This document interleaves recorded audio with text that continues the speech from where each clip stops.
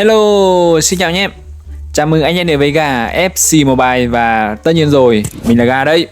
Hôm nay thì mình sẽ quay trở lại với series về FC Mobile từ con số 0 dành cho những em nào mới chơi. Và tại video hôm trước thì mình cũng đã hướng dẫn anh em cách training rank up cầu thủ, và anh em đều biết là sau mỗi lần rank up chúng ta sẽ có thể nhận được thêm những cái điểm gọi là cái điểm skill point, hay là tiếng Việt gọi là cái điểm kỹ năng. Vậy thì những cái điểm kỹ năng này, những cái điểm skill point này chúng ta nên nâng cấp vào đâu? Từng vị trí chúng ta nên nâng cấp những cái chỉ số nào? Thì tại video này anh em sẽ cùng mình đi thảo luận nhé. Ok, và trước khi bắt đầu video này, anh em ủng hộ Gà bằng cách cho Gà một like, một đăng ký kênh. Và anh em nào có nhu cầu nạp Star Pass hoặc là FC Point thì có tiền liên hệ Gà để được hỗ trợ làm nhé. Ok, chúng ta cùng bắt đầu thôi. Ok, và đầu tiên chúng ta sẽ cùng bắt đầu với vị trí là thủ môn. Tại vị trí thủ môn này chúng ta sẽ có một vài cái phần skill point để em có thể tham khảo. Đầu tiên thì chúng ta sẽ có cái phần là đi vinh liên quan đến khả năng đổ người, và phần thứ hai là GK passing, tức là liên quan đến khả năng chuyền của thủ môn.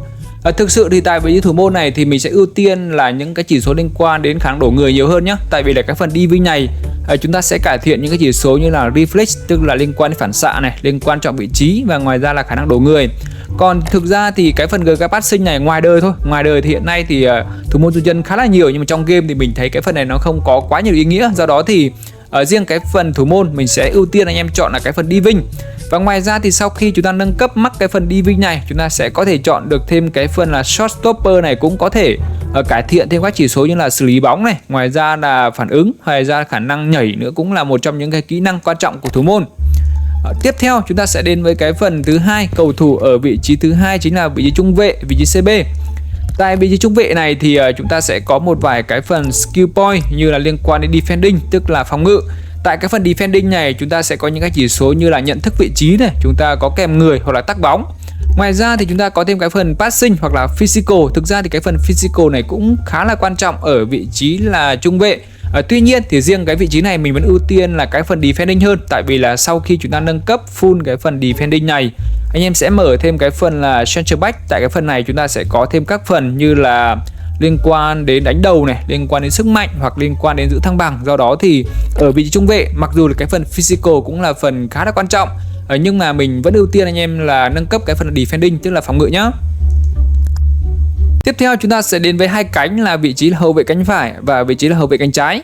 Tại vị trí này thì chúng ta sẽ có khá là nhiều trường phái để em có thể tham khảo. Tại vì là chúng ta sẽ có nâng cấp được cái phần là defending hoặc là balance.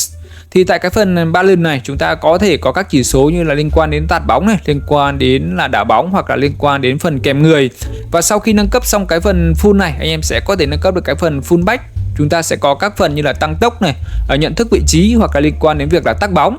Thì trong cái phần này, nếu như anh em cần một cầu thủ hậu vệ cánh phải hoặc là hậu vệ cánh trái thiên về tấn công, thì anh em nên nâng cấp cái phần là balance này. Tại vì là cái phần này sẽ hỗ trợ cầu thủ tấn công khá là nhiều, đặc biệt là khả năng tạt bóng.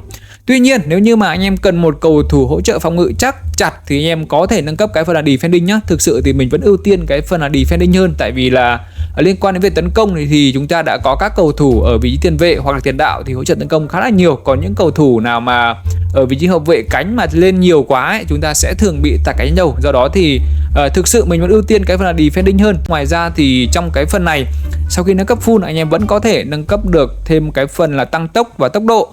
Do đó thì cái này tùy trường phái thôi. Nếu như em cần một cầu thủ thiên về hỗ trợ tấn công thì có thể nâng cái phần là balance. Còn nếu như mà anh em cần một cầu thủ ở thiên về phòng ngự thì nên nâng cấp cái phần defending. Thực sự thì nếu như là mình thì mình sẽ chọn là cái phần là defending. Và tiếp theo chúng ta sẽ đến với vị trí là tiền vệ phòng ngự. Tại vị trí này thường sẽ gọi là vị trí mỏ neo ở trong sơ đồ. Do đó thì cầu thủ tại vị trí này cần phải giữ vị trí khá là tốt. Ngoài ra thì cần có khả năng là thu hồi bóng để có thể là phát động tấn công lên phía trên. Tại vị tiền vệ phòng ngự này thì chúng ta sẽ có những cái phần skill point tương tự như ở vị trung vệ nhé. Chúng ta sẽ có cái phần là defending này, chúng ta có phần passing hoặc là physical. Thì nói chung là cái phần này đối với vị trí là tiền vệ phòng ngự thì cái tên của nó cũng đã gọi lên tất cả rồi, là phòng ngự, thì mình vẫn ưu tiên là anh nâng cấp cái phần là defending hơn. Tại vì là phần này chúng ta cũng cải thiện khá là nhiều liên quan đến khả năng chọn vị trí này, liên quan đến khả năng kèm người, liên quan đến sức mạnh, ngoài ra là khả năng tắc bóng hoặc là sạc bóng. Còn nếu như mà anh em đang sử dụng những tiền vệ phòng ngự, ví dụ như là con hàng Peklo chẳng hạn, thì cầu thủ này không thiên về khả năng tranh chấp quá là nhiều. Tuy nhiên thì cầu thủ này lại có khả năng phát động tấn công, khả năng chuyền bóng khá là tốt, nên là anh em có thể nâng cấp cho cái phần là physical để có thể là cải thiện cái sức mạnh của cầu thủ. Tuy nhiên nếu như mình ở với phòng ngự thì mình vẫn sẽ ưu tiên cái phần là defending hơn anh em nhé. Và tiếp theo tương tự cũng ở vị trí là tiền vệ, chúng ta sẽ có là tiền vệ trung tâm, vị trí CM. Tại vị trí này thì chúng ta sẽ có khá là nhiều trường phái. Đối với vị trí này thì chúng ta sẽ có những cái phần skill point về nâng cấp là defending này, passing hoặc là physical. Nói chung là nó cũng khá là giống so với vị trí là tiền vệ phòng ngự. Tuy nhiên thì ở vị trí này thì mình sẽ ưu tiên anh em nâng cấp là cái phần liên quan đến passing nhá. Tại vì là tiền vệ này thì ngoài khả năng thu hồi bóng ra, cầu thủ này cần phải hỗ trợ tấn công khá là nhiều, cùng với đó nữa là khả năng truyền. Tuy nhiên thì nếu như mà trong sơ đồ anh em có hai cầu thủ, một cầu thủ anh em có thể là thiên về phòng ngự và một cầu thủ thiên về tấn công, thì với những cầu thủ anh em thiên về tấn công như là cầu thủ là Kenvin chẳng hạn thì em có thể nâng cấp là phần passing. Có những cầu thủ thiên về phòng ngự như là cầu thủ Vieira hoặc là Matheus chẳng hạn thì em có thể nâng cấp cái phần là defending. Còn nếu như mà anh em phân vân không biết là chúng ta nên nâng cấp phần gì thì em có thể dựa vào cái phần work rate của cầu thủ. Ví dụ như là con hàng Gullit này đang có cái work rate là 2 và medium, tức là một cầu thủ sẽ thiên về tấn công thì em nên nâng cấp cái phần là physical hoặc nâng cấp cái phần là passing.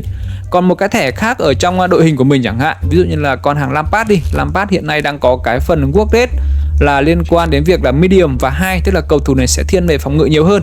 Do đó thì với những con hàng như này anh em nâng cấp cái phần là defending. Thực sự thì đấy là tùy anh em thôi. Tuy nhiên thì dựa vào cái work rate này để chúng ta có thể là xác định được cầu thủ này thiên về tấn công hay phòng ngự, và từ đó chúng ta sẽ có thể chọn được cái phần skill point cho phù hợp nhé. Và tiếp theo nữa chúng ta sẽ đến với hai cánh, tức là chúng ta có tiền vệ cánh phải và tiền cánh trái. Hiện nay trong sơ đồ của mình thì đang sử dụng.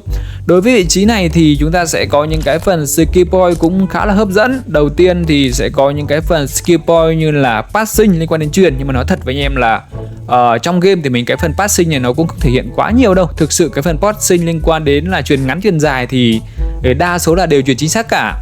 Và phần thứ hai liên quan đến phần là dribbling, tức là liên quan đến phần là đá bóng, xử lý bóng thì cũng khá là ok khi mà sẽ nâng cấp các chỉ số liên quan đến việc như là kiểm soát bóng này, liên quan đến việc dê dắt hoặc là nhanh nhẹn. Tuy nhiên ở vị trí tiền vệ thì mình vẫn ưu tiên là nâng cấp cái phần là balance, khi mà cái phần này sẽ nâng cấp khá là nhiều chỉ số liên quan đến việc tạt bóng, đảo bóng. Ngoài ra thì ở vị trí là tiền vệ cánh phải và tiền cánh trái thì các cầu thủ này cũng thường xuyên sẽ hỗ trợ phòng ngự khá là nhiều, nên là ở vị trí này thì mình khuyên anh em là nên nâng cấp cái phần là balance anh em nhé. Tiếp theo chúng ta sẽ đến vị trí là tiền vệ tấn công, vị trí CAM. Tại vị trí này thì các cầu thủ sẽ hỗ trợ tấn công khá là nhiều nhé. Và đối với vị trí CAM này chúng ta sẽ có các chỉ số liên quan đến là passing này, liên quan đến dribbling, tức là liên quan đến khả năng đá bóng. Ngoài ra liên quan đến phần shooting. Thực sự thì đối với vị trí này thì mình sẽ ưu tiên cái phần là shooting nhiều hơn. Tại vì shooting thì nó sẽ nâng cấp các chỉ số liên quan đến việc là dứt điểm này, liên quan đến lực sút hoặc là liên quan đến phần là long shot, tức là vì CAM này các cầu thủ thường xuyên sút xa rất là nhiều luôn. Thực sự cái phần này mình vẫn ưu tiên anh em là các chỉ số liên quan đến cái phần là shooting. Tuy nhiên nếu như mà cầu thủ dứt điểm tốt rồi, anh em vẫn có thể nâng cấp cái phần là dribbling này. Chúng ta sẽ có các phần như là liên quan đến xử lý bóng này, liên quan đến đá bóng hoặc liên quan đến nhanh nhẹn. Nhưng mà thực sự nói chung là vị trí CAM hoặc là vị trí CF thì mình vẫn ưu tiên anh em là nâng cấp cái phần shooting này nhá. Tại vì là vị trí CAM này chúng ta sẽ có các tình huống sút xa rất là nhiều, và vị trí này thì anh em nên lựa chọn các cầu thủ có chân 5 năm nhá. Tại vì là vị trí CAM này chúng ta thường phải dứt điểm nhiều, sút xa nhiều, do đó chân 5 năm sẽ là một lợi thế để em có thể sử dụng. Và tiếp theo chúng ta cùng đến vị trí cuối cùng, đấy chính là vị trí tấn công. Chúng ta có là tiền đạo cánh phải, tiền đạo cánh trái và vị trí là ST. Thì đối với ba vị trí này chúng ta có những cái phần skill point khác nhau, như là vị trí là tiền đạo cánh phải hoặc cánh trái chúng ta sẽ có những cái phần skill point liên quan đến cái phần là passing, liên quan đến cái phần là agility, tức là liên quan đến tốc độ. Ngoài ra nữa chúng ta có thêm cái phần là đá bóng. Thì thực sự đi đối với tiền đạo, kể cả tiền đạo cắm với cả tiền đạo cánh đi nữa thì mình vẫn ưu tiên anh em là nâng cấp thêm cái phần là agility nhé, tức liên quan đến tốc độ. Tại vì là chúng ta sẽ cần phải có tốc độ cực tốt để có thể là thoát khỏi sự đeo bám của hậu vệ đối phương. Và ngoài ra thì đa số các cầu thủ hiện nay mình thấy dứt điểm cũng khá là tốt, nó không đến nỗi là quá tù, do đó thì mình vẫn ưu tiên là nâng cấp cái phần là agility. Còn ngoài ra thì ở vị trí là tiền đạo cắm, ví dụ như là con hàng Sanchez chẳng hạn, hiện nay chúng ta đang có thêm một vài cái phần skill point để nâng cấp, như là cái phần shooting này, cái phần passing, cái phần dash. Thì thực sự cái phần passing như mình cũng đã chia sẻ rồi, hiện nay trong game không thể hiện quá nhiều. Còn shooting thì hiện nay đa số tiền đạo để dứt điểm ngon nhé, trừ những con hàng như con hàng Malin chẳng hạn thì hiện nay tốc độ ngon rồi, nhưng mà dứt điểm chưa được ngon lắm thì em có thể nâng cấp cái phần là shooting. Nhưng mà chung quy lại mình will ưu tiên anh em nâng cấp cái phần là dexterity này để chúng ta có thể cải thiện được tốc độ và có khả năng dứt điểm tốt hơn và vượt qua khỏi tiền đạo đối phương em nhé. Ok, và trên đây là một vài gợi ý về việc nâng cấp các điểm skill point cho từng vị trí. Thực sự thì anh em có thể nâng cấp theo cái sở thích hoặc là quan điểm của anh em. Tuy nhiên thì trên đây là những cái phần mà mình đánh giá là anh em nên nâng cấp nhá. Ví dụ như là GK thì tất nhiên chúng ta sẽ phải nâng cấp cái phần là đi vinh, hoặc là liên quan đến cái phần trung vệ thì cái phần defending là cái phần tối ưu nhất. Ngoài ra các vị trí khác em có thể nâng cấp cho phù hợp. Chung là chúng ta sẽ phải nâng cấp những cái chỉ số để bù đắp lại những cái sự thiếu sót của cầu thủ. Còn cái phần trên đây cũng chỉ là cái phần tham khảo thôi.